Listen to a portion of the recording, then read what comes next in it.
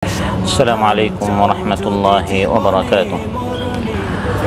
الحمد لله واسع العطاء عظيم السخاء مسبل الغطاء، وأشهد أن لا إله إلا الله وحده لا شريك له ذو الكرم والآلاء، وبيده خزائن الأرض والسماء، وأشهد أن سيدنا ونبينا محمدا عبد الله ورسوله أزكى الأتقياء وأصدق الأوفياء، صلى الله تعالى عليه وعلى آله وصحابته النجباء والتابعين لهم بإحسان إلى يوم العرض والجزاء. أما بعد، فأعوذ بالله من الشيطان الرجيم. بسم الله الرحمن الرحيم. فخرج على قومه من المحراب فأوحى إليهم أن سبحوا بكرة وعشيا يا يحيى خذ الكتاب بقوة وآتيناه الحكم صبيا وحنانا من لدنا وزكاة وكان تقيا। আল্লাহ তাআলা ইরশাদ করেন, জাকারিয়া আলাইহিস সালাম তার কওমের নিকট মিহরাব থেকে বের হলেন এবং তাদেরকে বললেন, সকাল সন্ধ্যা আল্লাহর তাসবিহ পাঠ করো। আল্লাহ তাআলা বললেন ইয়াহইয়া আলাইহিস সালামকে, হে ইয়াহইয়া, কিতাব শক্ত করে ধারণ করো। আর আমি তাকে ইলম, জ্ঞান, হুকুম দান করেছি শৈশবকালেই। আর আমার পক্ষ থেকে দয়া, মমতা, ভালোবাসা তাকে দিয়েছি আর পবিত্রতা। আর তিনি ছিলেন মুত্তাকি। মোগলিনার এই মসজিদে আয়োজিত আজকের এই মাহফিলে উপস্থিত সম্মানিত মুসল্লি ভাইরা, সূরাত মারইয়াম থেকে 3টি আয়াত 11, 12 এবং 13 নম্বর আয়াত তিলাওয়াত করে এর সরল অনুবাদ উপস্থাপন করেছি। এই 3টি আয়াতের আলোকে আল্লাহ সুবহানাহু ওয়া তাআলা উল্লেখ করেছেন যে জাকারিয়া আলাইহিস সালাম কীভাবে তার কওমকে তাসবিহের কথা বলেছেন। তাসবিহের গুরুত্ব সম্পর্কে আমরা আলোচনা করব। পাশাপাশি জাকারিয়া আলাইহিস সালামের ছেলে ইয়াহইয়া আলাইহিস সালামকে কীভাবে আল্লাহ তাআলা কয়েকটা নির্দেশ করেছেন যেগুলো আমাদের জন্য খুব বেশি গুরুত্বপূর্ণ। একটি হচ্ছে আল্লাহর দেয়া কিতাব শক্ত করে ধারণ করতে হবে, যৌবনকালে ইবাদত বাড়িয়ে দিতে হবে, মমতা, ভালোবাসা। এবং ইয়াহইয়া আলাইহিস সালাম আল্লাহর মুত্তাকি বান্দা ছিলেন। যাতে করে এই গুণগুলো আমরা অর্জন করতে পারি, তাকওয়া, যৌবনকালের ইবাদত, মানুষের প্রতি ভালোবাসা, মহাব্বত ইত্যাদি, এইসব বিষয় আপনাদের সামনে আলোচনা উপস্থাপন করব ইনশাআল্লাহ। সম্মানিত ভাইরা, আলোচ্যায়তে আল্লাহ তাআলা ইরশাদ করেন, জাকারিয়া আলাইহিস সালাম তার কওমের নিকট বের হয়ে ইশারা করে তাদেরকে বললেন, হে আমার কওম, সকাল সন্ধ্যা তোমরা তাসবিহ পাঠ করো। এই কথাটি জাকারিয়া আলাইহিস সালাম কখন বলেছিলেন? জাকারিয়া আলাইহিস সালাম তিনি নিঃসন্তান ছিলেন। যখন বার্ধক্যে পৌঁছে গেলেন, আল্লাহর নিকট তিনি দোয়া করলেন, হে আল্লাহ। তাফসিরে এসেছে তখন তার বয়স 120 বছর ছিল, তার স্ত্রীর বয়স 98 বছর ছিল, বন্ধা ছিলেন, সন্তান হওয়ার কথা নয়। কিন্তু আল্লাহ তাআলার নিকট তিনি সন্তানের দোয়া করলেন। আল্লাহ তাআলা এই বয়সে তাকে সন্তানের সুসংবাদ দিলেন, সুবহানাল্লাহ। আর সন্তানের নামও আল্লাহ তাআলা দিয়ে দিলেন যে সন্তানের নাম হবে ইয়াহইয়া। জাকারিয়া আলাইহিস সালামকে যখন আল্লাহ তাআলা এই সুসংবাদ দিলেন, অসম্ভবকে কীভাবে আল্লাহ তাআলা সম্ভব করে দিলেন, এই বার্ধক্যে কীভাবে আল্লাহ তাআলা তাকে সন্তান দিলেন, বিশ্বাস করেও কেমন জানি তিনি বিশ্বাস করতে পারছেন না। এত দ্রুত আল্লাহ তাআলা কীভাবে আমার ফরিয়াদ কবুল করলেন। তিনি বললেন, হে আল্লাহ, আমাকে একটা চিহ্ন দেন, একটা নিশানা দেন, নিদর্শন দেন, আমি বুঝতে পারবো এই বার্ধক্যে আমার স্ত্রীর গর্ভে সন্তান এসেছে। আল্লাহ তাআলা বললেন, হে জাকারিয়া, এর নিদর্শন হচ্ছে যখনই তোমার স্ত্রীর গর্ভে সন্তান আসবে তখন তুমি সুস্থ থাকা সত্ত্বেও কথা বলতে পারবে না। হ্যাঁ, যখন তুমি জিকির করা শুরু করবে, আল্লাহর কালাম পাঠ করা শুরু করবে, তখন আবার তোমার জবান চালু হয়ে যাবে। সুবহানাল্লাহ। জাকারিয়া আলাইহিস সালাম মানুষের সাথে 3 দিন পর্যন্ত, 3 রাত পর্যন্ত তিনি কথা বলতে পারতেন না। এটি ছিল চিহ্ন যে আল্লাহ তাআলার পক্ষ থেকে তাকে এক সন্তান দেয়া হয়েছে। তিনি কোনো কথা বলতে পারছেন না। এই অবস্থায়ও তিনি তার কওমকে একটা নির্দেশ করেছেন ইশারার মাধ্যমে। এই নির্দেশটি কত গুরুত্বপূর্ণ কোরআনের মধ্যে আল্লাহ তাআলা উল্লেখ করেছেন, ফাখারাজা আলা কওমিহি মিনাল মিহরাব ফাআওহা ইলাইহিম আন সাব্বিহু বুকরাতান ওয়া আশিয়া। জাকারিয়া আলাইহিস সালামের মুখ বন্ধ হয়ে গেল। তিনি বোবা নন, তারপরেও তিন দিন তিন রাত পর্যন্ত আল্লাহর কুদরত, আল্লাহর চিহ্ন, আল্লাহর পক্ষ থেকে একটি নিদর্শন। তিনি মানুষের সাথে কথা বলতে পারছেন না। মেহরাব থেকে বের হলেন, মানুষের নিকট গিয়ে তিনি একটাই তাদেরকে হুকুম করলেন ইশারার মাধ্যমে। ফাআউহা ইলাইহিম, ইশারা করলেন, হে আমার কওম, আনসাব্বিহু বুকরাতাও ওয়া আশিয়া, সকাল সন্ধ্যা তোমরা আল্লাহর তাসবিহ পাঠ করো। এই আয়াত থেকে বোঝা গেল তাসবিহের গুরুত্ব কত বেশি, সুবহানাল্লাহ বলা এর গুরুত্ব কত বেশি। জাকারিয়া আলাইহিস সালাম কথা বলতে পারছেন না, এ সত্ত্বেও তিনি তার কওমকে ইশারার মাধ্যমে বলছেন, হে আমার কওম, সকাল সন্ধ্যা তোমরা রবের জিকির করো, রবের তাসবিহ পাঠ করো। এজন্য বান্দাকে সদা সর্বদা তার জবানে আল্লাহর জিকির চালু রাখতে হবে। বিশেষ করে তাসবিহের মাধ্যমে বেশি বেশি করে সুবহানাল্লাহ, আলহামদুলিল্লাহ, লা ইলাহা ইল্লাল্লাহ, আল্লাহু আকবার, এই জিকিরগুলো দ্বারা জবানকে তরতাজা রাখতে হবে। সহিহ মুসলিমে এসেছে রাসূল সাল্লাল্লাহু আলাইহি ওয়াসাল্লামকে প্রশ্ন করা হলো, আইয়ুল কালামি আফদাল, ইয়া রাসূলুল্লাহ, সর্বোত্তম কালাম কি, কথা কি? তিনি ইরশাদ করলেন, মাস্তাফাল্লাহু লিমালাইকাতিহি আও লিইবাদিহি সুবহানাল্লাহি ওয়া বিহামদিহি, সর্বোত্তম কথা হচ্ছে সেই কথা যেই কথা আল্লাহ তাআলা তার ফেরেশতাদের জন্য এবং তার প্রিয় বান্দাদের জন্য বাছাই করেছেন, পছন্দ করেছেন, আর সেটা হচ্ছে সুবহানাল্লাহি ওয়া বিহামদিহি। জাকারিয়া আলাইহিস সালাম তার কওমকে বলেছেন, হে আমার কওম, তোমরা তাসবিহ পাঠ করো। আল্লাহর নিকট প্রিয় কালাম হচ্ছে সুবহানাল্লাহি ওয়া বিহামদিহি, বেশি বেশি করে তাসবিহ পাঠ করা। আবার সহিহ মুসলিমে এসেছে, ক্বালা রাসূলুল্লাহ সাল্লাল্লাহু আলাইহি ওয়াসাল্লাম, আয়াজিজু আহাদুকুম আন ইয়াকসিবা কুল্লা ইয়াউমিন আলফা হাসানা। রাসূল সাল্লাল্লাহু আলাইহি ওয়াসাল্লাম তার সাথীদেরকে বললেন, হে আমার সাথীরা, হে আমার সাহাবা, প্রতিদিন তোমরা 1000 করে নেকি তোমরা কি উপার্জন করতে পারবে? একজন প্রশ্ন করল, কাইফা ইয়াকসিবু আহাদুনা আলফা হাসানা, প্রতিদিন 1000টা নেকি আমরা কিভাবে অর্জন করতে পারি? রাসূল সাল্লাল্লাহু আলাইহি ওয়াসাল্লাম ইরশাদ করলেন, ইউসাব্বিহু মিআতা তাসবিহা, প্রতিদিন 100 বার যদি আমরা সুবহানাল্লাহ বলি, ফায়ুকতাবু লাহু আলফু হাসানা আও ইউহাত্তু আনহু আলফু খাতিআ, আল্লাহ তাআলা 1000টি নেকি লিখে দিবেন বা 1000টি গুনাহ আল্লাহ তাআলা মাফ করে দিবেন। সুবহানাল্লাহ। তাসবিহের অন্যতম একটি জিকির হচ্ছে সুবহানাল্লাহ বলা, আরেকটি হচ্ছে সুবহানাল্লাহি ওয়া বিহামদিহি সুবহানাল্লাহিল আযীম, এটি আল্লাহর প্রিয় একটি তাসবিহ। বুখারী ও মুসলিমে এসেছে, ক্বালা রাসূলুল্লাহ সাল্লাল্লাহু আলাইহি ওয়াসাল্লাম, কালিমাতানি খাফিফাতানি আলাল লিসান সাকিলাতানি ফিল মিজান হাবিবাতানি ইলার রহমান সুবহানাল্লাহি ওয়া বিহামদিহি সুবহানাল্লাহিল আযীম। রাসূল সাল্লাল্লাহু আলাইহি ওয়াসাল্লাম ইরশাদ করেন, দুটি কালিমা, দুটি শব্দ রহমানের নিকট অনেক প্রিয়, মিজানের পাল্লায় অনেক ভারী, জবানে একবারে হালকা, বলাটা একবারে সহজ। সুবহানাল্লাহি ওয়া বিহামদিহি সুবহানাল্লাহিল আযীম। আরেকটি তাসবিহ হচ্ছে সুবহানাল্লাহর সাথে আলহামদুলিল্লাহ বলা, সুবহানাল্লাহি ওয়ালহামদুলিল্লাহ সুবহানাল্লাহি ওয়ালহামদুলিল্লাহ, এই তাসবিহটি পাঠ করা। সহিহ মুসলিমে এসেছে, ক্বালা রাসূলুল্লাহ সাল্লাল্লাহু আলাইহি ওয়াসাল্লাম, সুবহানাল্লাহি ওয়ালহামদুলিল্লাহি তামলাআনি আও তামলাউ মা বাইনাস সামাওয়াতি ওয়াল আরদ, সুবহানাল্লাহ এবং আলহামদুলিল্লাহ বলার কারণে আসমান সমূহ এবং মাঝখানের যে জায়গা আছে পুরাটা আল্লাহ তাআলা নেকি দ্বারা ভরে দেন।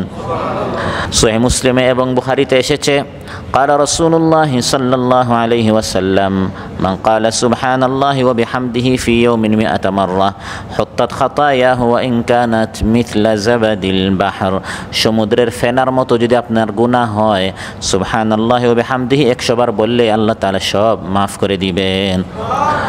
যতবার তাসবিহ পাঠ করবেন আল্লাহ তাআলা এক একটি সাদাকার সওয়াব দিবেন। قال رسول الله صلى الله عليه وسلم إن بكل تسبيحة صدقة। সহিহ মুসলিমে এসেছে, রাসূল সাল্লাল্লাহু আলাইহি ওয়াসাল্লাম ইরশাদ করেন, প্রতিটি সুবহানাল্লাহর মাধ্যমে আল্লাহ তাআলা এক একটি সাদাকার সওয়াব দিবেন। সুবহানাল্লাহ।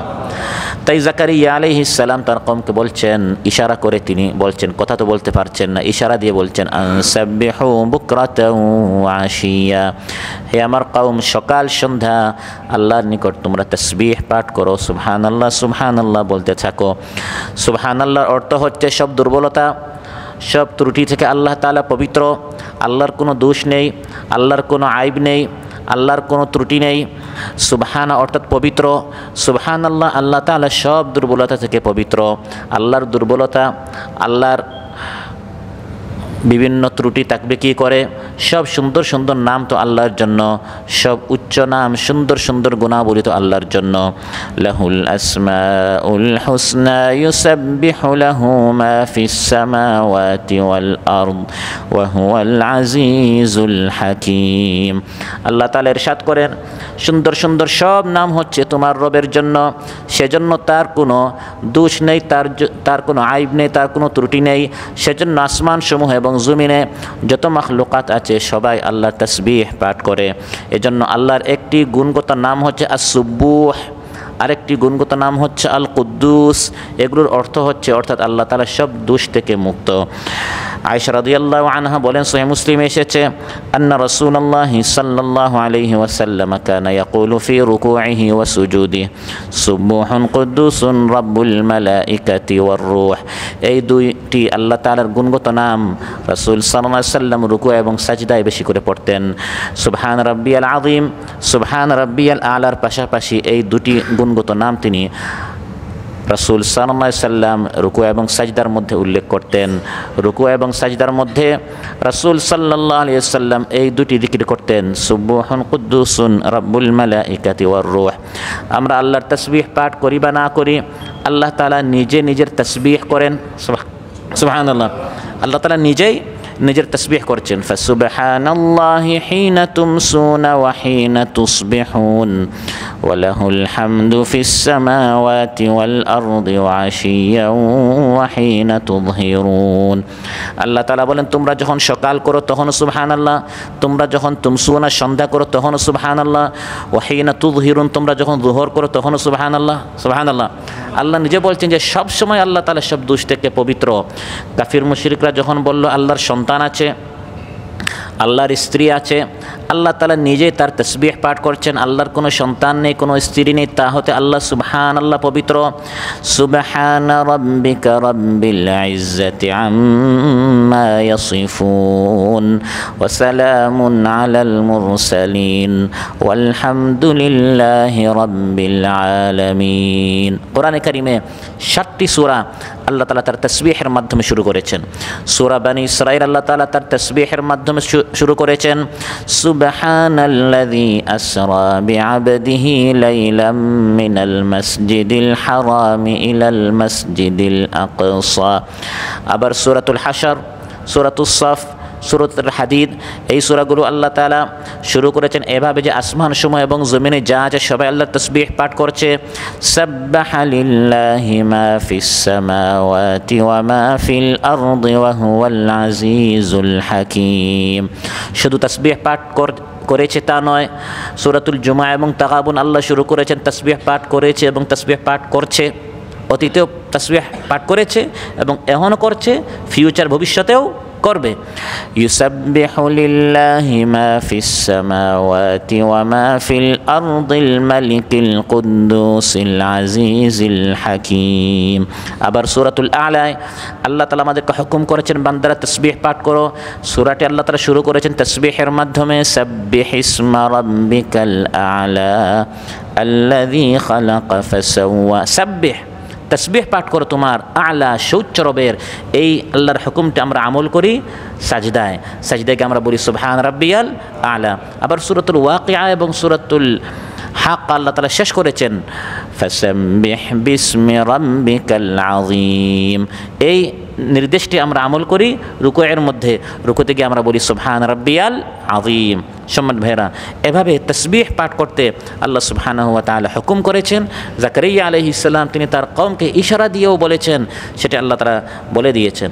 ঈমানদারদেরকে আল্লাহ তাআলা হুকুম করেছেন, ইয়া আইয়ুহাল্লাযীনা আমানু যকুরুল্লাহা যিকরান কাসীরা ওয়াসাব্বিহুহু বুকরাতান ওয়া আসীলা।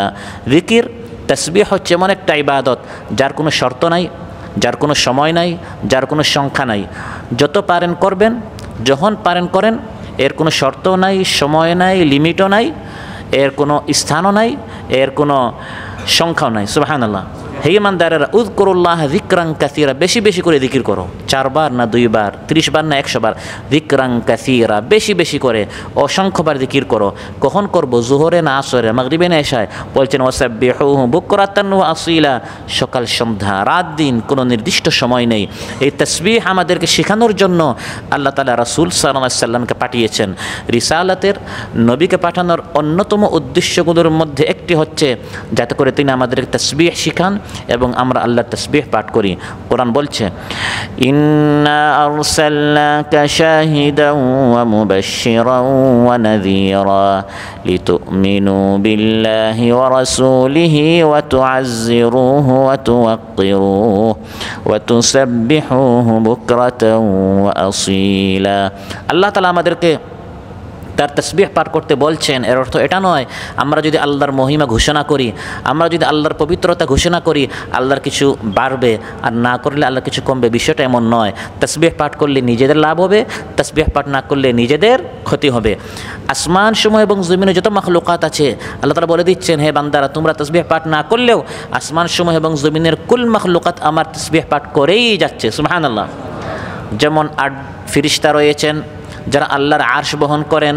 এই 8 ফেরেশতা আল্লাহর আরশ বহনরত অবস্থায় সব সময় তাদের জবানে আল্লাহর তাসবিহ চালু আছে। আল্লাযীনা ইয়াহমিলুনাল আরশা ওয়া মান হাওলাহু ইউসাব্বিহুনা বিহামদি রাব্বিহিম। শুধু যারা আরশ বহন করেছে ওই 8 ফেরেশতা নয়, আল্লাহ তাআলা বলে দিচ্ছেন আসমান সমূহ এবং জমিনে যত মালাইকা ফেরেশতা আছে, ফেরেশতাদের সংখ্যা কত? অসংখ্য অগণিত, এটা গণে আপনি শেষ করতে পারবেন না। শুধু প্রত্যেক মানুষের সাথে যদি 2 জন ফেরেশতা থাকে, এখানে তো ফেরেশতাদের সংখ্যা ডাবল হয়ে গেল। মানুষের দ্বিগুণ এমনিতেই হয়ে যায়। আর প্রতিদিন কাবা ঘরের উপরে সপ্ত আকাশে আল বাইতুল মামুর যেখানে ফেরেশতারা তাওয়াফ করে, এখানে প্রতিদিন 70,000 ফেরেশতা তাওয়াফে প্রবেশ করে। যারা একবার ঢুকে তারা দ্বিতীয়বার চান্স পায় না। তাহলে ফেরেশতাদের সংখ্যা কত? এই সব ফেরেশতারা কোরআন বলে দিচ্ছে তারা রাত দিন অক্লান্ত অবস্থায় আল্লাহর তাসবিহ পাঠ করেই যাচ্ছে। সুবহানাল্লাহ। ইউসাব্বিহুনাল লাইলা ওয়ান নাহারা লা ইয়াফতুরুন। অক্লান্ত অবস্থায়, বিরক্ত হয় না, ক্লান্ত হয় না, শ্রান্ত হয় না, রাত দিন ফেরেশতারা আল্লাহর তাসবিহ পাঠ করে যাচ্ছে। ফেরেশতারা সব সময় তাদের জবানে তাসবিহ থাকে। যেমন কোরআন বলে দিয়েছে, তারা বলেছিল ক্বালু সুবহানাকা লা ইলমা লানা ইল্লা মা আল্লামতানা ইন্নাকা আনতাল আলিমুল হাকীম। তারা তাদের কথা শুরু করেছে তাসবিহের মাধ্যমে, ক্বালু সুবহানাকা। এরপরে তারা পরের কথা বলেছে লা ইলমা লানা, কিন্তু কথাটা তারা শুরু করেছে তাসবিহের মাধ্যমে, সুবহানাকা এর মাধ্যমে। নবীরা সবসময় তারা তাসবিহ পাঠ করতেন। কথার আগে, কথার মাঝে, কথার শেষে আল্লাহর তাসবিহ তারা পাঠ করতেন। মূসা আলাইহিস সালাম যাতে করে তিনি আল্লাহর তাসবিহ পাঠ সহজে করতে পারেন, বেশি করে করতে পারেন, সেজন্য মূসা আলাইহিস সালাম আল্লাহর নিকট একজন সহযোগী চেয়েছেন। হে আল্লাহ, আমি একা আপনার তাসবিহ পাঠ করব, আপনি আমার সাথে আমার ভাই হারুনকেও নবী বানিয়ে দেন, যাতে করে 2 জন মিলে আমরা একসাথে বলতে পারি সুবহানাল্লাহ সুবহানাল্লাহ। অতএব তাসবিহের জন্য একটা পরিবেশ দরকার, একটা মাহৌল দরকার। আমি একা যখন পড়ি, সাথে 2 জন হলে পড়াটা আরও সহজ হবে, 5 জন হলে পরিবেশ আরও সুন্দর হয়, 10 জন হলে বলাটা আরও আসান হয়। এর জন্য মূসা আলাইহিস সালাম যাতে করে তিনি বেশি করে তাসবিহ পাঠ করতে পারেন, জিকির করতে পারেন, সেজন্য আল্লাহর নিকট দোয়া করে তিনি তার ভাই হারুনকে নবী বানিয়েছেন।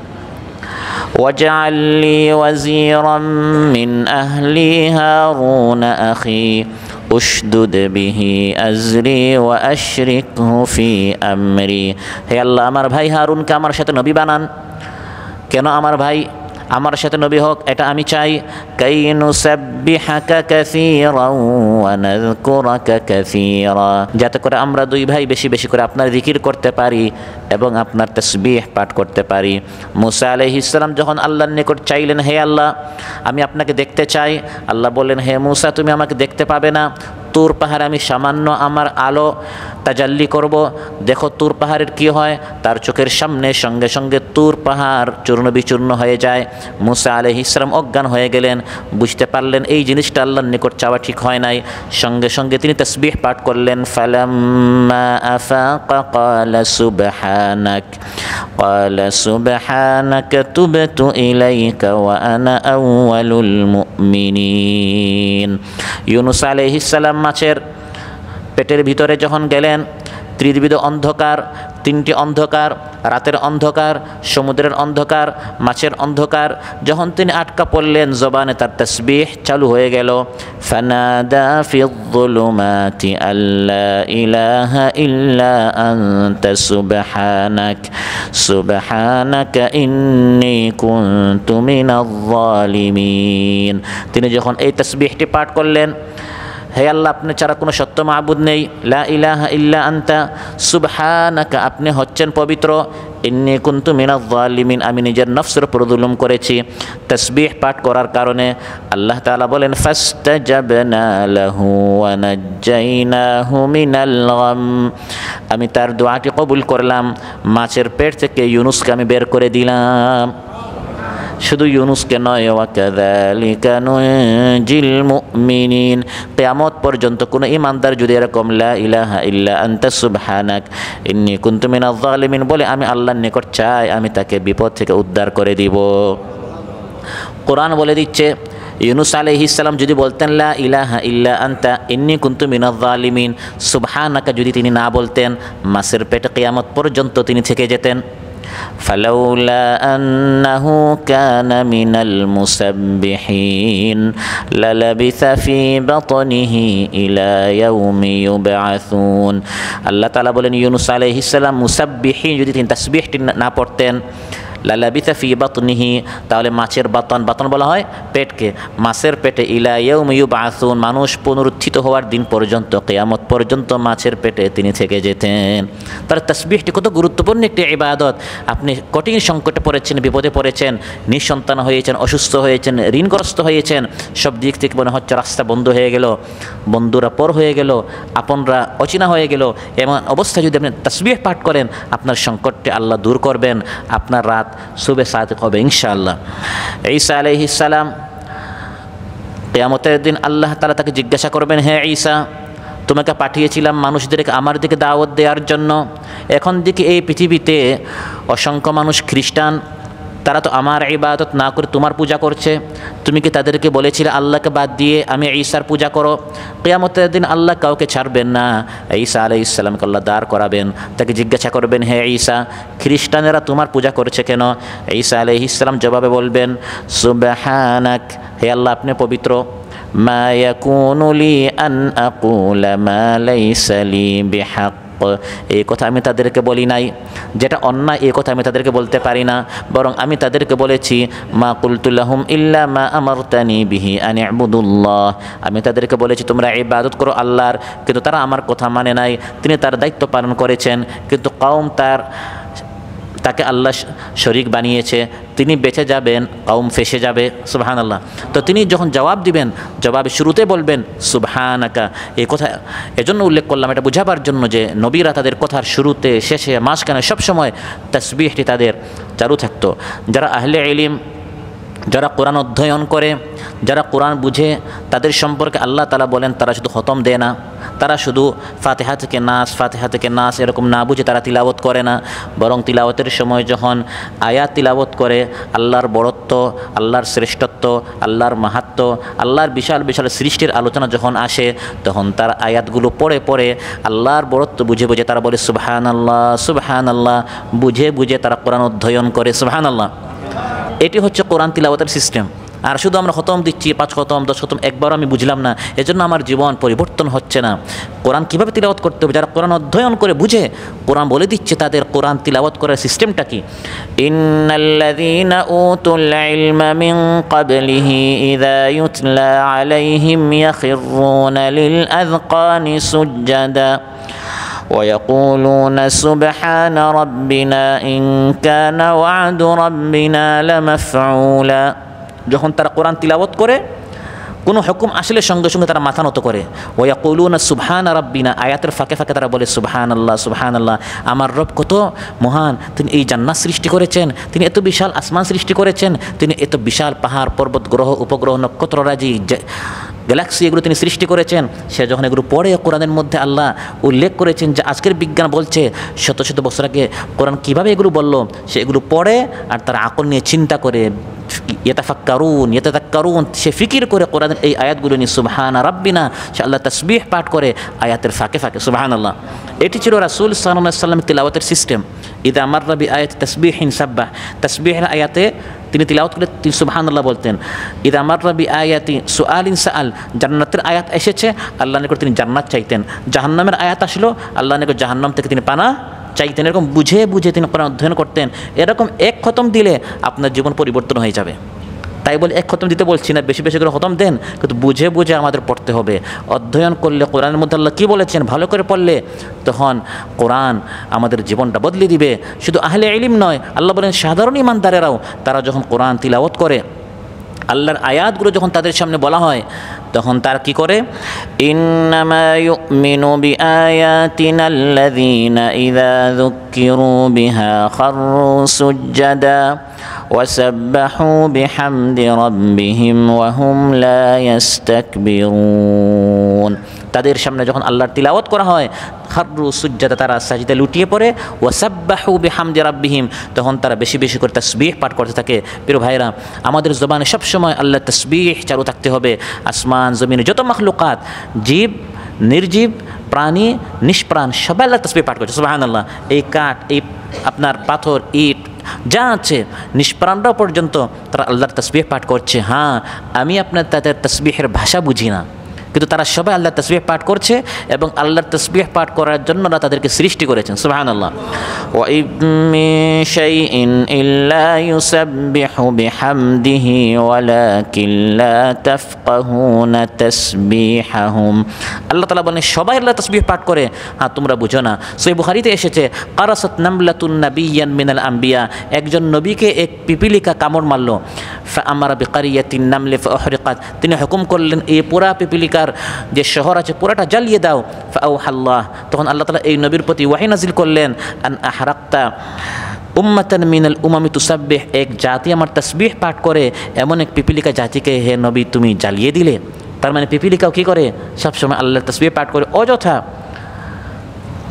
এরকম অনর্থক কোনো প্রাণীকে মারতে নেই, কারণ তারা আল্লাহর তাসবিহ পাঠ করছে। আমি আপনি শুনি বজ্রের আওয়াজ, বৃষ্টির আগে পরে কিসের আওয়াজ শুনি? কিসের আওয়াজ? বজ্রের। আমি আপনি শুনি শুধু একটি শব্দ, এটি সাধারণ কোনো শব্দ নয়, সে মূলত আল্লাহর তাসবিহ পাঠ করছে।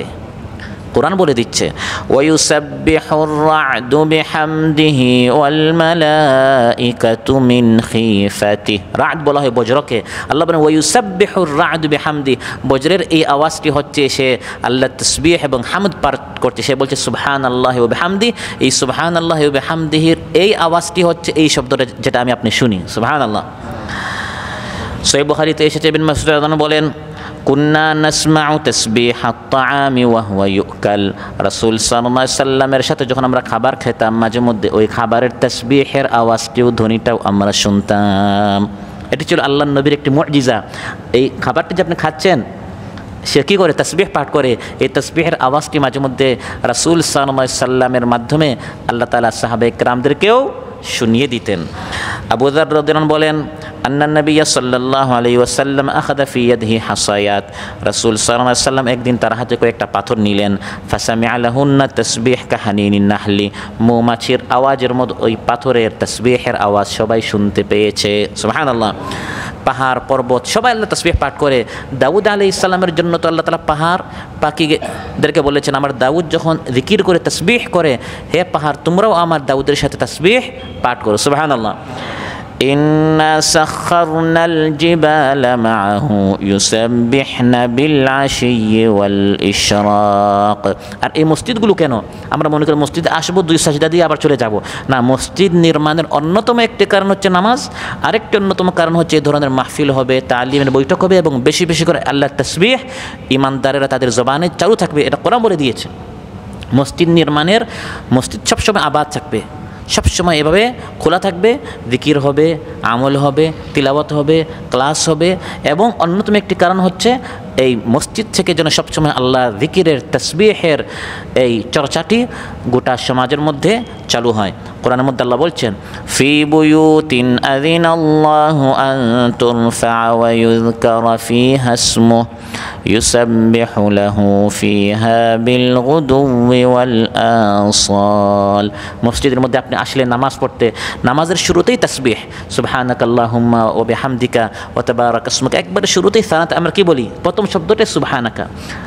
তারপরে আপনি রুকুয়ে গেলেন, সেখানেও সুবহান রাব্বিল আযীম, সাজদায় গেলেন, সেখানেও সুবহান রাব্বিল আলা, পুরা নামাজের মধ্যে বারবার। তারপর নামাজ শেষ করেই 33 বার কি বলতে হয়? সুবহানাল্লাহ বলতে হয়, সুবহানা দ্বারা। এভাবে আমাদের জবানটি তাজা রাখতে হবে। সহিহ মুসলিমে এসেছে, ক্বালা রাসূলুল্লাহি সাল্লাল্লাহু আলাইহি ওয়াসাল্লাম, মান ক্বালা হিনা ইউসবিহু ওয়া হিনা ইউমসি সুবহানাল্লাহি ওয়া বিহামদিহি মিআতা মাররা, সুবহানাল্লাহি ওয়া বিহামদিহি, যে ব্যক্তি সকাল সন্ধ্যা 100 বার করে বলবে, কিয়ামতের দিন তার চেয়ে উত্তম আমল নিয়ে কেউ আসতে পারবে না। সুবহানাল্লাহ। লাম ইয়াতি আহাদুন ইয়াউমাল কিয়ামাতি বিআফদাল মিম্মা জাআ বিহি ইল্লা আহাদুন ক্বালা মিছলা মা ক্বালা আও যাদা আলাইহি। হ্যাঁ, কেউ যদি আপনার মতো এভাবে 100 বার বলে বা আপনার চেয়ে বেশি বলে, সে আপনার চেয়ে শ্রেষ্ঠ আমল নিয়ে আসবে। অন্যথায় আমলের দিক দিয়ে আপনি হবেন কিয়ামতের দিন একবারে সেরা। সুবহানাল্লাহ। বৈঠক করলেন, বৈঠকের শেষে একটা দোয়া আছে, সেখানেও শুরুতে তাসবিহ রয়েছে। ক্বালা রাসূলুল্লাহি সাল্লাল্লাহু আলাইহি ওয়াসাল্লাম, তিরমিজির বর্ণনা, মান জালাসা ফি মাজলিসিন ফাকাসুরা ফিহি লাগাতু, কোন একটি বৈঠক হলো, বৈঠকের মধ্যে মানুষ হিসাবে ভুল হতেই পারে, ভ্রান্তি হতেই পারে। ফাকালা ক্বাবলা আন ইয়াকুমা মিন মাজলিসিহি যালিক, বৈঠক থেকে ওঠার আগে যদি এই দোয়াটি আপনি পড়েন, বৈঠকের যত ভুল ভ্রান্তি হয়েছে আল্লাহ মাফ করে দিবেন। দোয়ার শুরুতেই তাসবিহ রয়েছে, দোয়াটি হচ্ছে সুবহানাকাল্লাহুম্মা বিহামদিক আশহাদু আল্লা ইলাহা ইল্লা আনতা আস্তাগফিরুকা ওয়া আতুবু ইলাইক। মনে থাকবে এই দোয়াটি আমরা বৈঠকের শেষে, শুধু দিনে বৈঠক নেই, যে কোনো বৈঠক 5 মিনিট 10 মিনিট আমরা করলাম, বৈঠকের শেষে এটা পড়লে যদি কোনো ভুল ভ্রান্তি হয়ে থাকে আল্লাহ তাআলা মাফ করবেন। দিনের কাজ করতে গেলে কখনো অনুকূল পরিবেশ, কখনো প্রতিকূল পরিবেশ। প্রতিকূল পরিবেশ যদি হয়, মানুষ আপনার কথা মানছে না, আপনি দাওয়াত দিচ্ছেন, তারা মুশকারি করে, তখন মনটা মাঝে মধ্যে ছোটো হয়ে যায়, সংকুচিত হয়ে যায়। আল্লাহ বলছে তখন তাদের সমালোচনা করিও না, তাদের গীবত করিও না, বরং জবানের মধ্যে তাসবিহ তখন কি করো? চালু রাখো। ওয়ালাকাদ না'লামু আন্নাকা ইয়াদিকু সাদরুকা বিমা ইয়াকুলুন ফাসাব্বিহ বিহামদি রাব্বিকা ওয়া কুম মিনাস সাজিদিন। এটা হচ্ছে যদি প্রতিকূল পরিস্থিতি হয়। আর যদি অনুকূল পরিস্থিতি হয়, আপনি গেলেন দাওয়াত দিতে, 5 জনকে, চলে আসলো 10 জন, মাশাআল্লাহ, আপনার মাধ্যমে দিনের কাজ অনেক হচ্ছে, মানুষ দলে দলে দিনে আসছে, দিনের পথে আসছে, তখন কি করবেন? নিজের প্রশংসা করবেন, যেটা আমার অবদান নাকি? না, আল্লাহর প্রশংসা করবেন, আল্লাহর তাসবিহ পাঠ করবেন। ইযা জাআ নাসরুল্লাহি ওয়াল ফাতহ ওয়া রাআইতান নাসা ইয়াদখুলুনা ফি দীনিল্লাহি আফওয়াজা। দাওয়াত দিতে গেলেন, মানুষ দলে দলে দিনের পথে আসছে, তখন কি করবেন? ফাসাব্বিহ বিহামদি রাব্বিকা ওয়াস্তাগফিরহু ইন্নাহু কানা তাওয়াবা। আল্লাহর তাসবিহ পাঠ করেন, আর আপনি দাওয়াত দিতে গিয়ে আপনার অনেক ভুল ভ্রান্তি হয়েছে, এজন্য ওয়াস্তাগফিরহু, নিজের প্রশংসা না করে উল্টা আল্লাহর কি করেন? আল্লাহর নিকট তাওবা করেন। ইন্নাহু কানা তাওয়াবা। এই তাসবিহ শুধু দুনিয়াতে নয়, আখিরাতেও তাসবিহ আছে। সুবহানাল্লাহ। আখিরাতের ময়দানেও ফিরিস্তারা, নবীরাও তারা তাসবিহ পাঠ করবেন, জান্নাতীরা পাঠ করবেন। ফিরিস্তাদেরকে আল্লাহ জিজ্ঞাসা করবেন, হে ফিরিস্তারা, অবস্থা কি? দুনিয়াতে কত মানুষ তোমাদের পূজা করেছে, তোমরা কি তাদেরকে বলেছিলে হে ফিরিস্তারা আমাদের পূজা করো? ফিরিস্তারা বলবে, ক্বালু সুবহানাকা আনতা ওয়ালিয়ুনা মিন দুনিহিম। হাশরের ময়দানে তারা বলবে, হে আল্লাহ, আপনি পবিত্র, সুবহানাক, আমরা তাদেরকে আমাদের পূজা করতে বলি। তাহলে আখিরাতেও তাসবিহ রয়েছে। যারা আল্লাহর আরশ বহন করে হাশরের ময়দানে আসবেন আল্লাহর আরশ নিয়ে, এবং আল্লাহ হাজির হবেন কুল মানুষের মধ্যে বিচার কার্য পরিচালনা করার জন্য, তখন ওই ফিরিস্তাদের জবানে, ওই হাশরের ময়দানে, কিয়ামতের দিন, আখিরাতে তাদের জবানে আল্লাহর তাসবিহ চালু থাকবে। ওয়াতারাল মালাইকাতা হাফিনা মিন হাওলিল আরশি ইউসাব্বিহুনা বিহামদি রাব্বিহিম। সর্বোপরি জান্নাতীরা যখন জান্নাতে চলে যাবে, যেরকম আমরা শ্বাস নিচ্ছি কোনো চিন্তা ছাড়া, শ্বাস আসে আর যায়, জান্নাতীরা জান্নাতে এভাবে নিজের অজান্তে, নিশ্চিন্তে, নির্বিঘ্নে, কোনো চিন্তা ছাড়া তাদের জবানে সবসময় এভাবে তাসবিহ যিকির চালু থাকবে। সুবহানাল্লাহ। قال رسول الله صلى الله عليه وسلم إن أهل الجنة, সহিহ মুসলিমের বর্ণনা, নিশ্চয় জান্নাতীরা ইউলহামুনা তাসবিহ ওয়া তাহমিদ কামা তুলহামুনা নাফাস, যেরকম তোমাদের শ্বাস প্রশ্বাস আসা যাওয়া করছে, তোমরা ভাবো না, চিন্তা করো না, অটোমেটিক আসা যাওয়া করছে। জান্নাতীদের জবানে এরকম সবসময় জিকির তাসবিহ কি থাকবে, চালু থাকবে। ওই জান্নাতে যেতে হলে অভ্যাস দুনিয়াতে করতে হবে কিনা, দুনিয়া থেকে আমাদের চালু করতে হবে। দাওয়াহুম ফিহা সুবহানাকাল্লাহুম ওয়া তাহিয়াতুহুম ফিহা সালাম ওয়া আখিরু দাওয়াহুম আনিল হামদুলিল্লাহি রাব্বিল আলামিন। সম্মানিত ভাইরা, জাকারিয়া আলাইহিস সালাম সম্পর্কে আলোচনা করার পর আল্লাহ তাআলা বলছেন, আমি তার ছেলে ইয়াহইয়াকে বললাম, ইয়া ইয়াহইয়া খুদিল কিতাবা বিকুওয়া, হে ইয়াহইয়া, আপনাকে আমি যে কিতাব দিয়েছি এই কিতাবকে আপনি শক্ত করে ধারণ করেন। কিতাব বলতে উদ্দেশ্য হয় তাওরাত, বা তাকে আল্লাহ তাআলা কোনো একটি কিতাব দিয়েছিলেন। আল্লাহর পক্ষ থেকে যে হুকুম আসে, যে কিতাব আসে, যে সংবিধান আসে, এটাকে আংশিকভাবে ধরলে হবে না, কিছু মানলাম কিছু ত্যাগ করলাম, বরং প্রত্যেক নবীকে আল্লাহ তাআলা হুকুম করেছেন, আপনাকে আমি যে কিতাব দিয়েছি, যে সংবিধান দিয়েছি, যে গ্রন্থ দিয়েছি, এটাকে ভালো করে ধরতে হবে, ভালো করে মানতে হবে, ভালো করে পড়তে হবে, বুঝতে হবে, এবং এটাকে প্রতিষ্ঠা করার জন্য ভালো করে সংগ্রাম করতে হবে। যেমন হযরত মূসা আলাইহিস সালামকে আল্লাহ তাআলা হুকুম করে ইরশাদ করলেন, وكتبنا له في الألواح من كل شيء موعظة وتفصيلا لكل شيء فخذها بقوة। আল্লাহ তাআলা বলেন, মূসা আলাইহিস সালামকে তাওরাতের মধ্যে আমি সব কিছু লিখে দিয়েছি, তারপর বললাম ফাখুযহা বিকুওয়া, হে মূসা, এই তাওরাতের মধ্যে যে বিধানাবলী আছে, আদেশ নিষেধ আছে, এটাকে তুমি ভালো করে জানো, পড়ো, বুঝো এবং প্রতিষ্ঠা করার জন্য মেহনত করো। তারপর বানু ইসরাঈলকে আল্লাহ তাআলা হুকুম করলেন, হে বানু ইসরাঈল, তোমাদেরকে আমি যে কিতাব দিলাম, এই কিতাবটা তোমরা কিভাবে গ্রহণ করবে, কিভাবে তোমরা এটাকে ধারণ করবে। খুযু মা আতাইনাকুম বিকুওয়াতিন ওয়াযকুরু মা ফীহি লাআল্লাকুম তাত্তাকুন। বিকুওয়া, ভালো করে এই কিতাবটি তোমরা গ্রহণ করো, কিতাবকে তোমরা মানো, কিতাবকে তোমরা পড়ো, কিতাবকে তোমরা জানো। আমাদেরকে আল্লাহ তাআলা যে কিতাব দিলেন আল কোরআনুল কারীম, এই কোরআন সম্পর্কে আল্লাহ তাআলা একই হুকুম করেছে। রাসূল সাল্লাল্লাহু আলাইহি ওয়াসাল্লামকে উদ্দেশ্য করে আল্লাহ তাআলা ইরশাদ করেন, ফাস্তামসিক বিল্লাযী উহিয়া ইলাইকা ইন্নাকা আলা সিরাতিম মুস্তাকিম। ফাস্তামসিক বিল্লাযী উহিয়া ইলাইকা, আপনার প্রতি যা ওহী করা হয়েছে, ফাস্তামসিক, এটাকে ভালো করে আপনি ধরেন, এটাই সত্য, এটাই হক, এটা থেকে আপনি অন্যদিকে বিমুখ হবেন না। মানুষ কি বলে, সমাজ কি বলে, জনগণকে খুশি করা, সরকারকে খুশি করা না। আপনাকে যে কোরআন দিয়েছে এটাই সত্য, এটাকে আপনি পুরাপুরি মানার জন্য আপনি চেষ্টা করেন। এই কোরআনের মধ্যে সম্মান, এই কোরআনের মধ্যে ইজ্জত, কোরআনটাই আমার মানতে হবে। বিকুওয়া, ইয়া ইয়াহইয়া খুযিল কিতাবা বিকুওয়া, হে ইয়াহইয়া, আপনাকে যে কিতাব দিয়েছে এটা ভালো করে মানেন। এটা প্রত্যেক নবীকে আল্লাহ বলেছেন, যে নবীকে আল্লাহ যে কিতাব দিয়েছেন এই কিতাব মানতে হবে, পড়তে হবে। কোরআনে কারীম যদি আমরা ভালো করে মানি তাতেই সম্মান রয়েছে। আর যারা কোরআন মানবে না বা আংশিক মানবে, ভালো লাগলে মানে, ভালো না লাগলে বাদ দিয়ে দে, তাদের জন্য সম্মান নেই, বরং তারা লাঞ্ছিত, অপমানিত হবে।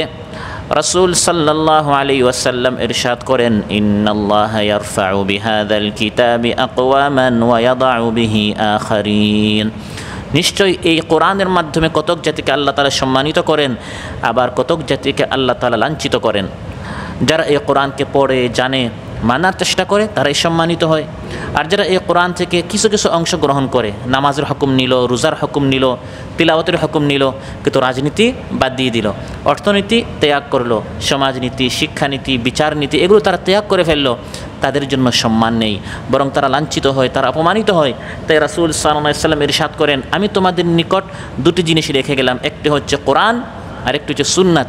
এই দুই জিনিস তোমরা দাঁত দ্বারা শক্ত করে গ্রহণ করো, ধারণ করো, এটাকে আঁকড়ে ধরো, এর মধ্যে তোমাদের সম্মান, এর মধ্যে তোমাদের ইজ্জত, এটাই সত্য। এটা মানলে দুনিয়া এবং আখিরাতে শান্তি ও মুক্তি পাবে।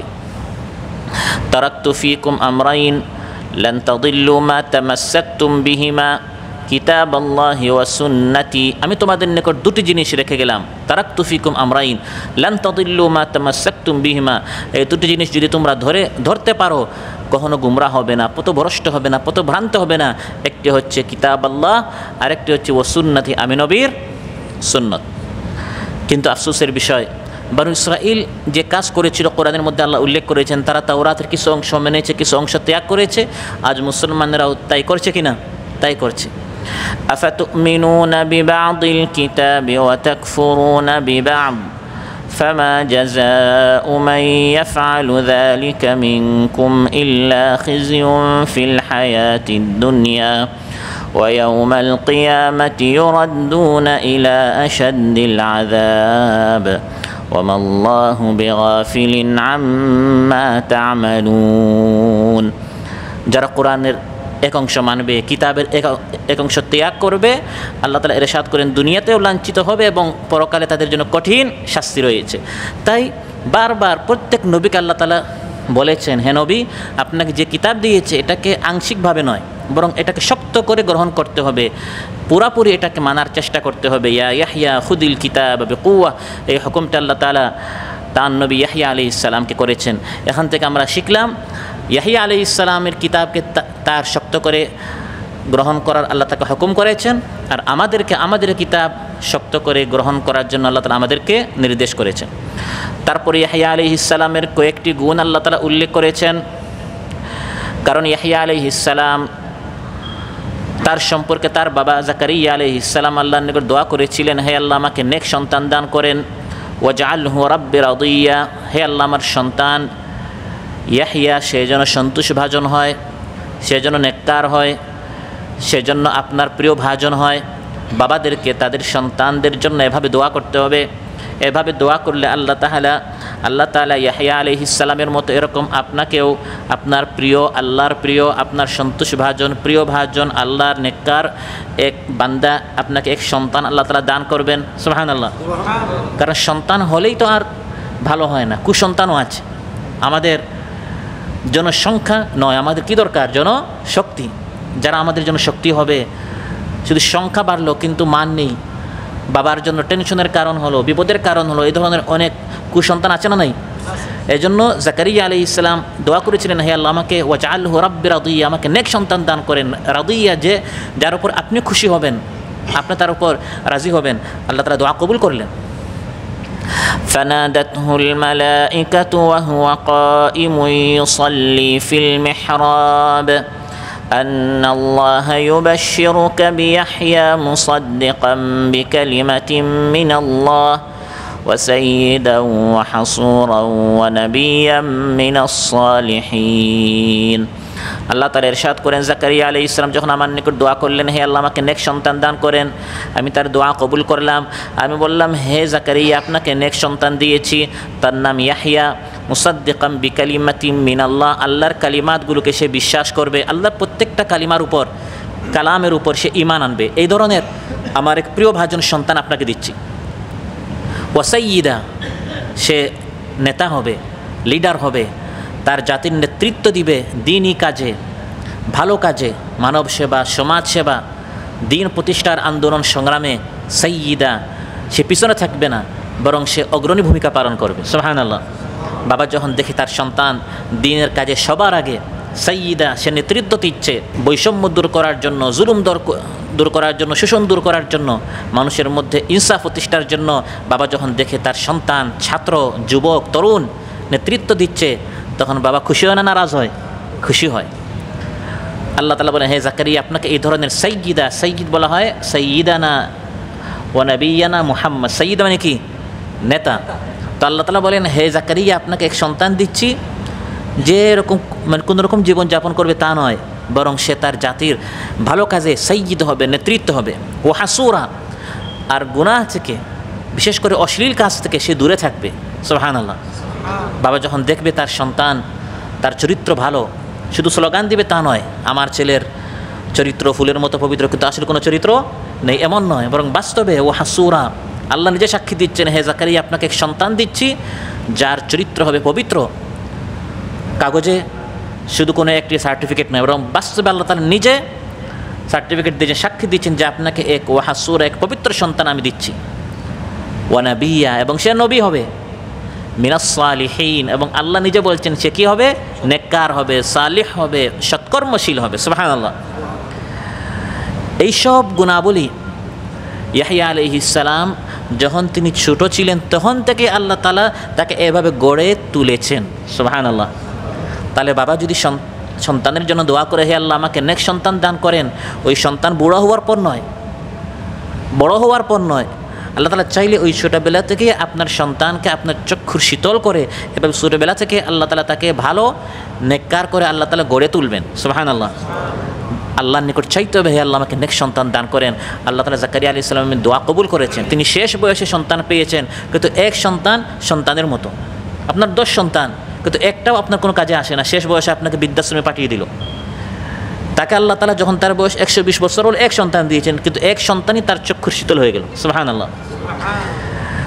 ওয়া আতাইনাহুল হুকমা সাবিয়্যা, তিনি যে নেককার হলেন, নেতৃত্ব দিলেন, এইসব গুণাবলী তার মধ্যে আসলো কোন সময়? আল্লাহ বলেন এই সকল গুণ, এই সকল শক্তি, এই সকল বৈশিষ্ট্য, এই সকল কোয়ালিটি সাবিয়্যা, শৈশব কাল থেকে, ছোটোবেলা থেকে আমি তার মধ্যে এই সকল গুণ সৃষ্টি করেছি। ওয়া আতাইনাহুল হুকম, আমি তাকে হুকুম ছোটোবেলা থেকে দিয়েছি। হুকুমের একটি তাফসীর কেউ কেউ করেছেন অর্থাৎ আন-নুবুওয়া, আমি তাকে ছোটোবেলা থেকে নবী বানিয়েছি। কিন্তু অধিকাংশ মুফাসসিরিন কেরামদের মত হচ্ছে যে এখানে উদ্দেশ্য হচ্ছে যে ছোটোবেলা থেকে তিনি জ্ঞানী ছিলেন, ভালো ছিলেন, নেককার ছিলেন, অশ্লীল কাজ থেকে দূরে ছিলেন, জ্ঞান, বুঝ, দৃঢ়তা, স্থিরতা, কল্যাণমূলক কাজে অগ্রগামিতা, অসৎ কাজ থেকে বিমুখতা, বুদ্ধি, বিবেক, দিন সম্পর্কে পাণ্ডিত্য, ইলম, আমল, এইসব কিছু সাবিয়্যা ছোটোবেলা থেকেই আমি তাকে দান করেছি। সুবহানাল্লাহ। ইয়াহইয়া আলাইহিস সালামের এই গুণ, এই গুণাবলী আমরা কি চাই আমাদের সন্তানদের মধ্যে হোক? তাহলে এভাবে সন্তানদেরকে গড়ে তুলতে হবে এবং আল্লাহর নিকট এভাবে চাইতে হবে। সাবিয়্যা আল্লাহ তাআলা বলেন ছোটোবেলা থেকে। তাফসীর ইবনে কাসীর এসেছে যে ইয়াহইয়া আলাইহিস সালাম যখন তিনি সাবি ছোটো ছিলেন, তখন তাকে তার সমবয়সী বাচ্চারা বলল, ইযহাব বিনা নালআব, চলো দোস্ত আমরা একটু খেলাধুলা করে আসি। ক্বালা মা লিল্লাইবি খুলিকতু, তিনি তার সমবয়সী সন্তানদেরকে বলে দিলেন, তার সমবয়সী বাচ্চাদেরকে বলে দিলেন, খেল তামাশার জন্য আমাদেরকে সৃষ্টি করা হয় নাই। তাহলে বাকি 10 সন্তান থেকে ইয়াহইয়া আলাইহিস সালাম একটু ভিন্ন ছিল। যারা একটু ভিন্ন হয়, নেতৃত্ব দেয়, ভালো হয়, ছোটোবেলা থেকে এই সকল লক্ষণ তাদের মধ্যে পরিলক্ষিত হয়। ছোটোবেলায় 10 জন 20 জন তার সমবয়সী সবাই খেলাধুলা করছে, কিন্তু তার জাতি গঠন, দেশ গঠন, নিজেকে গঠন, এই সকল কাজে তিনি ছোটোবেলা থেকেই তিনি ব্যস্ত ছিলেন। এবং যখন তিনি তারুণ্যে ছিলেন, শৈশবে ছিলেন, তারুণ্যে ছিলেন, কৈশোরে ছিলেন, যৌবনে ছিলেন, ওই সময় তিনি এই বয়সটি তিনি কাজে লাগিয়েছেন। হযরত মূসা আলাইহিস সালাম,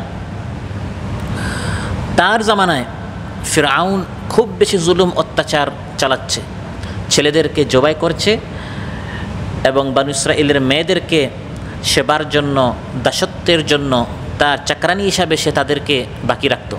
এমন সময় যারা বৃদ্ধ ছিল তারা ফিরআউনের ভয়ে ঈমান আনে নাই। আল্লাহ তাআলা বলেন ইয়াহইয়া আলাইহিস সালামের মতো যারা যুবক ছিল, তরুণ ছিল, ছাত্র বয়সী ছিল, তারা মূসা আলাইহিস সালামের উপর ঈমান আনার জন্য এগিয়ে এসেছে। সুবহানাল্লাহ। তাহলে ইয়াহইয়া আলাইহিস সালামের মতো আজ যারা যুবক রয়েছেন, তরুণ রয়েছেন, এই সময়টা কাজে লাগাতে হবে। ফামা আমানা মূসা আলাইহিস সালামের উপর ঈমান আনে নাই ইল্লা যুররিয়াতুম মিন কওমি, তার কওমের একদল যুবক ছাড়া, একদল তরুণ ছাড়া, আলা খাউফি মিন ফিরআউন, ফিরআউনের ভয়ে যখন অন্যান্যরা পৃষ্ঠ প্রদর্শন করেছে, গোপনে গিয়েছে, সমঝোতার দিকে গিয়েছে, আপোষের দিকে গিয়েছে, আল্লাহ তাআলা বলেন একদল তরুণ যুবক তারা এগিয়ে এসেছে, সত্যের ওপর তারা অটল ছিল। সুবহানাল্লাহ। প্রত্যেক জুমাবার আমাদের একটা সূরা তিলাওয়াত করতে হয়। সেই সূরার নাম কি? সূরাতুল কাহফ। এই কাহফ, সূরাতুল কাহফ, তারা কারা? আসহাবুল কাহফ, কাহফবাসী। তারা একদল বৃদ্ধ নয়। কোরআন বলে দিচ্ছে তাদের বয়স কত ছিল। ইন্নাহুম ফিতয়াতুন আমানু বিরাব্বিহিম ওয়াজিদনাহুম হুদা, তারা একদল যুবক ছিল। ফিতিয়া, ফাতা, তরুণকে বলা হয়। আল্লাহর উপর ঈমান এনেছে, আমানু বিরাব্বিহিম, এবং এই ঈমানকে প্রতিষ্ঠা করার জন্য, সমাজ থেকে জুলুম, অত্যাচার, বৈষম্য দূর করার জন্য তারা এগিয়ে এসেছে। বড় বড় শক্তিশালী পার্টি দল এবং যারা তুখুর রাজনীতিবিদ, দীর্ঘদিন যাবৎ যারা জাতির নেতৃত্ব দিচ্ছে, তারা যে কাজ করতে পারে নাই, আসহাবুল কাহফ তরুণ যুবকরা সেই কাজ করে দেখিয়ে দিয়েছে। সুবহানাল্লাহ। যুগে যুগে এইভাবে তরুণরা এগিয়ে আসে, যুবকরা এগিয়ে আসে জাতির নেতৃত্ব দেওয়ার জন্য, জাতিকে অন্ধকার সমূহ থেকে আলোর দিকে বের করে নিয়ে আসার জন্য। যুবকরা, তরুণরা ফেসবুকে, ইউটিউবে, এই সকল সামাজিক যোগাযোগ মাধ্যমে তারা পড়ে থাকে না। নিজেদের প্রবৃত্তির পিছনে, শাহওয়াতের পিছনে, খেয়াল এবং খুশির পিছনে তারা তাদের এই যৌবনকে, তাদের এই তারুণ্যকে তারা নষ্ট করে না। মুসা আলাইহিস সালাম যখন সফরে বের হলেন ইলম শিখার জন্য, তিনি তার সাথে একজন যুবককে, কোরআন বলে দিচ্ছে একজন যুবককে তিনি সাথে নিলেন। এটাকে বলে শিক্ষা সফর। শিখার জন্য তিনি বের হলেন। লম্বা ঘটনা, হযরত খাদিরের সাথে তার সাক্ষাৎ হলো। যাওয়ার সময় আল্লাহ বলেন তিনি সাথে তার যুবককে নিয়েছেন। ওয়াইদ ক্বালা মূসা লিফাতাহু, ফাতা বলা যুবককে। শিখার জন্য, শিক্ষার বয়স হচ্ছে যৌবনকাল। এই সময় শিখতে হবে, জানতে হবে, বুঝতে হবে। যারা এই যৌবনকালটি কাজে লাগায়, কিয়ামতের দিন তারা বেঁচে যাবে। কিয়ামতের দিন তাদের জন্য আল্লাহর নিকট অনেক মহা পুরস্কার রয়েছে। সুবহানাল্লাহ। রাসূল সাল্লাল্লাহু আলাইহি ওয়াসাল্লাম ইরশাদ করেন, কিয়ামতের দিন কোনো বনি আদম তার পা উঠাতে পারবে না 5টি প্রশ্নের জবাব না দেওয়া পর্যন্ত। লান তাজুল কাদাম ইবনি আদম ইয়াউমাল কিয়ামতি হাত্তা ইউসআলা আন 50। 5টি প্রশ্নের জবাব না দিয়ে কেউ তার পা উঠাতে পারবে না। তিরমিজির বর্ণনা।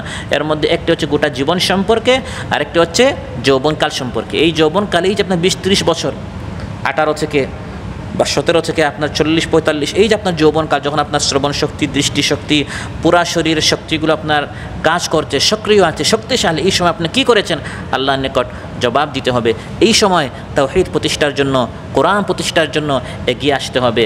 হাত ব্যবহার করতে হবে, চোখ ব্যবহার করতে হবে, জবান ব্যবহার করতে হবে। এখন আপনার এই অঙ্গগুলো শক্ত আছে, শক্তিশালী।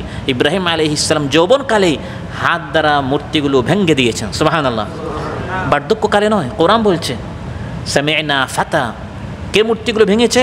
তারা বলল সামি'না ফাতা, এক যুবকের কথা আমরা শুনেছি। ফাতা বলা হয় তরুণকে, যুবককে। সামি'না ফাতা ইউকালু লাহু ইব্রাহিম, তার নাম ইব্রাহিম। যৌবনকালে ইব্রাহিম আলাইহিস সালাম মূর্তিগুলো ভেঙেছেন। যৌবনকালে তিনি সোশ্যাল মিডিয়ায় বা নারীদের পিছনে বা খেয়াল খুশির পিছনে তিনি যৌবনকাল নষ্ট করে শেষ বয়সে এসে তিনি ইতিকাফে বসেন নাই, বরং যৌবনকালেই তিনি তার এই যৌবনকালকে কাজে লাগিয়েছেন। মুসনাদ আহমদে এসেছে, রাসূল সাল্লাল্লাহু আলাইহি ওয়াসাল্লাম ইরশাদ করেন, ইগতানিম খামসান ক্বাবলা খামস। 5টি জিনিস আসার আগে 5টি জিনিসকে কাজে লাগাও। এর মধ্যে একটি হচ্ছে শাবাবাকা ক্বাবলা হারামিক, বৃদ্ধ হওয়ার আগে যৌবনকালকে কাজে লাগাতে হবে। এই ধরনের একজন যুবক ছিলেন হযরত ইয়াহইয়া আলাইহিস সালাম। আল্লাহ তাআলা বলেন, ওয়া আতাইনাহুল হুকমা সাবিয়্যা, যখন তিনি তরুণ ছিলেন, যুবক ছিলেন, এই কম বয়সেই আমি তার মধ্যে এই সকল গুণাবলী আমি তার মধ্যে সৃষ্টি করে দিলাম। ওয়াহানানা মিন লাদুন্না, ছোটোবেলা থেকেই তার মধ্যে দয়া মায়া ছিল, ভালোবাসা ছিল। আমি তার অন্তরে পিতামাতা, আত্মীয়স্বজনদের প্রতি দয়া, মমতা, প্রেরণা আমি সৃষ্টি করে দিলাম। একজন মানুষ যখন বয়স বেশি হয়, স্বাভাবিকভাবে তখন তার ছেলে সন্তান হয়, জাতির প্রতি একটা মায়া, মহাব্বত, ভালোবাসার সৃষ্টি হয়। কিন্তু যৌবনকারী মানুষ একটু বেশি উদাসীন থাকে, গাফিল থাকে, শুধু নিজের খেয়াল খুশির পিছনে মানুষ দৌড়াদৌড়ি করে। এই অবস্থায় একজন যুবক যখন তার আকল বুদ্ধির স্থিরতা হয় এবং জাতি, দেশ, পরিবার নিয়ে যখন তার চিন্তা ফিকির হয়, এটা আল্লাহর অনেক বড় একটি দান। আমি আমার জাতিকে কীরকম জুলুম অত্যাচার থেকে বাঁচাতে পারি, বৈষম্য দূর করতে পারি, আমি নিজের মেধাকে, নিজের লিখনী শক্তিকে, বক্তৃতা শক্তিকে, নিজের সময়, নিজের শ্রম, নিজের অর্থ সব কিছু কীভাবে এই পথে আমি খরচ করতে পারি, দিতে পারি, ব্যয় করতে পারি, এই গুণাবলী যখন একজন যুবকের মধ্যে আসে, এটা আল্লাহর অনেক বড় দান। 10 জন বৃদ্ধ যা করতে পারে না, একজন যুবক তার চেয়ে বেশি করতে পারে। তাই আল্লাহ বলেন, ওয়াহানানা মিন লাদুন্না। ইয়াহইয়া আলাইহিস সালামের মধ্যে এই ধরনের ফিকির, জাতির প্রতি ভালোবাসা, জাতির প্রতি মহাব্বত, এবং এই মহাব্বত, ভালোবাসা, দয়া মায়ার দাবি হচ্ছে তাদের জন্য মেহনত করা, তাদের পিছনে লেগে থাকা, তাদের উন্নতির জন্য, তাদের মুক্তির জন্য চেষ্টা, সংগ্রাম করা। এই গুণাবলীগুলো আমি ইয়াহইয়া আলাইহিস সালাম যখন তিনি তরুণ ছিলেন, আমি তার ভিতরে এই গুণাবলীগুলো আমি সৃষ্টি করে দিলাম। আপনি যখন মানুষের প্রতি দয়া করবেন, আল্লাহ আপনার উপর দয়া করবেন। আর রাহিমুন ইয়ারহামুহুমুর রহমান ইরহামু মান ফিল আরদি ইয়ারহামুকুম মান ফিস সামা। যারা জমিনে আছে তাদের প্রতি দয়া করো, যিনি আসমানে আছেন তিনি আপনার প্রতি দয়া করবেন। মানুষ জুলুমের শিকার, অত্যাচারের শিকার, তাদের প্রতি আপনি দয়া করলেন, তাদের পক্ষে হয়ে আপনি কথা বললেন, সংগ্রাম করলেন, আপনি মানুষের কাজে আসবেন, আল্লাহ তাআলা আপনার বিষয়গুলো সহজ করে দিবেন, আসান করে দিবেন। ও হানানা মিল্লাদুন্না, এই গুণটি ইয়াহইয়া আলাইহিস সালামের ছিল। তিনি বিশেষ করে ইমানদারদের প্রতি খুব দয়ালু ছিলেন। কোরআনের মধ্যে আল্লাহ তাআলা ইরশাদ করেন, ওয়াখফিদ জানাহাকা লিল মুমিনিন, ইমানদারদের প্রতি আপনি দয়ালু হন, ভালোবাসা মহাব্বত দিয়ে তাদেরকে আপন করে নেন। যার অন্তরে দয়া মায়া নেই, ভালোবাসা নেই, তার প্রতিও কেউ মানুষের ভালোবাসা আল্লাহ তাআলা কেড়ে নেন। বুখারী মুসলিমে এসেছে, একদিন মহানবী সাল্লাল্লাহু আলাইহি সাল্লামের পার্শ্বে তার নাতি হাসান বিন আলী রাদিয়াল্লাহু আনহু ছিলেন। মহানবী সাল্লাল্লাহু আলাইহি সাল্লাম তাকে কুলে নিলেন, আদর করলেন। পার্শ্বে এক আরব বেদুইন ছিল, এবং যারা বেদুইন হয় তারা একটু শক্ত প্রকৃতির হয়, আল আকরা ইবনে হাবিস। তিনি বললেন, ইয়া রাসূলুল্লাহ, ইন্নালি আশরাতান মিনাল ওয়ালাদি মা ক্বাব্বালতু মিনহুম আহাদ, আমার 10 সন্তান, কাউকে কোনোদিন আমি কুলে এনে আদর করি নাই। কারণ তারা মনে করতো কুলে নিয়ে আদর করা বাচ্চাদেরকে এটা নারীদের কাজ, মেয়েদের কাজ, মাদের কাজ। আমরা পুরুষ মানুষ একটু শক্ত প্রকৃতির হব, যেহেতু যারা একটু বেদুইন শহর থেকে দূরে থাকে তাদের মধ্যে একটু শক্ত প্রকৃতির একটু বেশি থাকে। মহানবী সাল্লাল্লাহু আলাইহি ওয়াসাল্লাম ইরশাদ করলেন, মাল্লা ইয়ারহাম লা ইউরহাম, যে মানুষের উপর দয়া করে না তার উপরও দয়া করা হয় না। যে মানুষের উপর ভালোবাসা দয়া মায়া করতে পারে না তার প্রতি আল্লাহর পক্ষ থেকে দয়া মায়া ভালোবাসা করা হয় না। ইয়াহইয়া আলাইহিস সালামের প্রতি তার এই গুণটি ছিল, হানানা মিল্লাদুন্না, তার মানুষের প্রতি তার ভালোবাসা ছিল, মহাব্বত ছিল। আর মহানবী সাল্লাল্লাহু আলাইহি সাল্লামের কাছে মানুষ যে আসতো, তার মূল চম্বক শক্তিটা কী ছিল? তিনি মানুষকে খুব বেশি ভালোবাসতেন। সুবহানাল্লাহ। শক্ত কথা তিনি কখনো বলতেন না, শুধু আল্লাহর দ্বীনের স্বার্থে তিনি শক্ত হতেন, কিন্তু ব্যক্তির স্বার্থে তিনি কখনো কী হতেন না? শক্ত হতেন না। ফাবিমা রাহমাতিম মিনাল্লাহি লিনতা লাহুম ওয়ালাউ কুনতা ফাদ্দান গালিযাল কলবি লানফাদ্দু মিন হাওলিক। ইয়াহইয়া আলাইহিস সালাম ছোটবেলা থেকে নেককার ছিলেন, নবী ছিলেন, ভালো কাজে নেতৃত্ব দিয়েছেন, তার মধ্যে দয়া মায়া ছিল। আল্লাহ বলেন, ওয়া যাকাতান, কুপ্রবৃত্তি সমস্ত পাপ থেকে আমি তাকে পবিত্র করে দিয়েছিলাম। বৃদ্ধকালে গুনাহ থেকে দূরে থাকা, নারীর লোভ থেকে দূরে থাকা, এটা স্বাভাবিক। বৃদ্ধ বয়সে মানুষের বয়স যখন বাড়ে তখন মানুষের অর্থ সম্পদের প্রতি লোভটা বাড়ে, কিন্তু নারীদের লোভটা মানুষের তখন কমে যায়। কারণ যখন মানুষের বয়স বেশি হয় তখন সে নিজের জন্য, পরিবার, সন্তানদের জন্য কিছু রেখে যাওয়া স্থাবর সম্পদ নিয়ে সে একটু চিন্তা করে, জায়গা জমিন, অর্থ করি, এগুলো যুবকদের বেশ একটা চিন্তা হয়, এগুলো যখন বয়স হয় তখন। কিন্তু নারী লোভটি তখন বৃদ্ধদের স্বাভাবিকভাবে কমে যায়, কিন্তু যুবকদের এটা একটু বেশি হয়।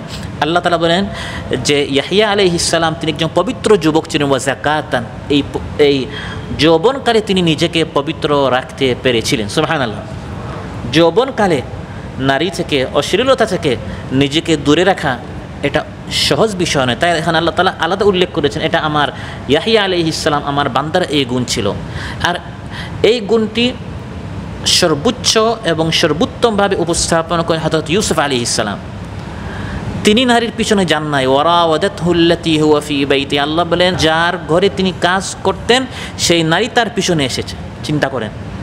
এবং আল্লাতী হুয়া ফী বাইতিহা, যার ঘরে তিনি থাকতেন। ইউসুফ আলাইহিস সালাম যার ঘরে সেবক, সে হচ্ছে তার মুনিব, সে তাকে আহ্বান করছে। এমন সময় একজন যুবক চিন্তা করবে যে এই নারীর কথা মানলেই সম্মান পাবো, অর্থ পাবো, এই বিশাল প্রাসাদের মালিক হব। আর কথা না মানলে, জুলাইখা বলেই দিয়েছে, আমার কথা না মানলে ইউসজানান্না, তাকে কারাবন্দী হতে হবে। কিন্তু একজন যুবক পবিত্রতাকে কিভাবে সে গ্রহণ করতে পারে জানিয়ে দিলেন, রাব্বিস সিজনু আহাব্বু ইলাইয়া মিম্মা ইয়াদউনানি ইলাইহি। তারা আমাকে যে অশ্লীলতার দিকে আহ্বান করছে, বাহ্যিকভাবে এটা গ্রহণ করলে যদি আমি প্রাসাদ পাবো, টাকা পয়সা পাবো, মন্ত্রিত্ব পাবো, সম্মান পাবো, মিডিয়া পাবো, না, এর চেয়ে আসসিজনু, কারাগারীন জীবন আমার নিকট অনেক প্রিয়। সুবহানাল্লাহ। এটা বলা যেমন সহজ, বাস্তবে এটা নিজের জীবনে আনা এত সহজ নয়। দুনিয়া হাত সানিধ্যে আহ্বান করছে, এমন সময় কারাগারের অন্ধকার কাষ্টে জীবন কাটানো পবিত্রতা গ্রহণ করার কারণে। আর অশ্লীলতা গ্রহণ করলে আপনি পুরো দুনিয়া পাচ্ছেন। এই নমুনা উপস্থাপন করেছেন ইউসুফ আলাইহিস সালাম, ইয়াহইয়া আলাইহিস সালাম, এই সকল নবীগণ। রাসূল সাল্লাল্লাহু আলাইহি ওয়াসাল্লাম ইরশাদ করেন, 7 দল, ইউযিল্লুহুমুল্লাহু ফি যিল্লিহি ইয়াওমা লা যিল্লা ইল্লা যিল্লুহ, যখন আল্লাহর ছায়া ছাড়া অন্য কোনো ছায়া নেই, তখন 7 দলকে আল্লাহ তাআলা তার আরশের ছায়া নিয়ে স্থান করে দেবেন। সুবহানাল্লাহ। ছায়ার গুরুত্ব কত বেশি আর 2-1 মাস পর আমরা বুঝবো। 2-1 মাস পর যখন খুব বেশি রোদ হবে, তখন সবাই মসজিদের ভিতরে না বাহিরে, ভিতরে আসার চেষ্টা করবে এই দুপুরের সময় জুমার নামাজে। কারণ এই ছায়ার কত গুরুত্ব। সূর্য এরকম লক্ষ লক্ষ কিলোমিটার দূর না, মাত্র 1 মাইল দূরত্বে চলে আসবে কিয়ামতের দিন। তখন মহানবী সাল্লাল্লাহু আলাইহি ওয়াসাল্লামের সাথে 7 দলকে আল্লাহ স্থান করে দিবে। এর মধ্যে এক দল হচ্ছে ওয়ারাজুলুন দাআতহু ইমরাআতুন যাতু মানসিবিন ওয়া জামালিন ফাকালা ইন্নী আখাফুল্লাহ। একজন ব্যক্তি, একজন পুরুষ, তাকে এক সম্ভ্রান্ত সুন্দরী তরুণী তন্নী তাকে আহ্বান করেছে অশ্লীলতার দিকে, কিন্তু সে বলল না, আমি আল্লাহকে ভয় করি। ওই আল্লাহকে ভয় করার কারণে, অশ্লীলতা থেকে নিজের যৌবনকে তারুণ্যকে বাঁচানোর কারণে কিয়ামতের দিনের কঠিন এই ভয়াবহ গরম থেকে, তাপ থেকে, সূর্যের রোদ থেকে আল্লাহ তাআলা তাকে বাঁচিয়ে আরশের চেয়ার নিচে ভিআইপি বিশেষ ব্যক্তিবর্গের সাথে আল্লাহ তাআলা তাকে স্থান করে দিবেন। সর্বশেষ ইয়াহইয়া আলাইহিস সালামের গুণ আল্লাহ উল্লেখ করেছেন, ওয়া কানা তাকিয়া, তিনি মুত্তাকি ছিলেন। তিনি কি ছিলেন? আল্লাহকে ভয় করে জিনিসটা কি, মুত্তাকি হয় জিনিসটা কি। আজ-জুহুদুল কাবীর, আজ-জুহুদুল কাবীর নামক কিতাবে ইমাম বাইহাকী রাহিমাহুল্লাহ উল্লেখ করেন যে এক ব্যক্তি আবু হুরায়রা রাদিয়াল্লাহু আনহুকে প্রশ্ন করলো, আনি তাকওয়া, হে আবু হুরায়রা, তাকওয়া জিনিসটা কি? আমরা সবাই শুনি তাকওয়া তাকওয়া, মুত্তাকি, তাকওয়া জিনিসটা কি? তিনি বললেন, হাল আখাযতা তারিকান দা শাওকিন, তুমি কি কখনো এমন রাস্তা দিয়ে হেঁটেছো যে রাস্তার মধ্যে অনেক কাঁটা আছে, ময়লা আছে, ঘাস, ময়লা, সাপ, অন্ধকারের মধ্যে কাঁদা আছে? এরকম আমাদের দেশে গ্রামগঞ্জে রাতে মনে করেন রাত 10টা-11টার সময় যখন হাতও দেখা যায় না, অন্ধকার, এখানে আপনার কারেন্ট নেই, লাইট নেই, এ ধরনের আমাদের দেশে আছে না গ্রামগঞ্জে? অনেক কাঁটা আছে, আপনি পা ফেলছেন, এই সামনে সাপ না কাঁদা না পানি না ঘাস, আপনি নিজে জানেন না। এই ধরনের কোনো রাস্তায় তুমি কি হেঁটেছো? ওই লোক বলল নাম। তখন হযরত আবু হুরায়রা বলেন, ফাকাইফা সানাআতা, ওই রাস্তা তুমি কিভাবে অতিক্রম করেছো? قال إذا رأيت الشوك عدلت عنه أو جاوزته أو قصرت عنه, কোনো কাটা, ময়লা, সাপ ইত্যাদি কোনো কিছু থাকলে খুব সাবধানতার সাথে, আমার শরীরে আমার কাপড়ে যেন না লাগে, অত্যন্ত সাবধানতার সাথে সতর্কতার সাথে আমি এই পথটি অতিক্রম করেছি। তিনি বলেছেন, যাকাত তাকওয়া, এটাই তাকওয়া। দুনিয়ার পথে অসৎ সঙ্গী আছে, শয়তান আছে, দুনিয়া হাতছানিতে আহ্বান করছে, রঙিন সোনালি রূপালি এই দুনিয়া আহ্বান করছে মানুষকে জাহান্নামে নিয়ে যাওয়ার জন্য। এমন সময় ওই রাস্তার মতো দুনিয়ার এই রাস্তায় চলতে হবে, অত্যন্ত সতর্কতার সাথে চলতে চলতে চলতে চলতে জান্নাতে পৌঁছে যাওয়া, এটাকেই তাকওয়া বলা হয়।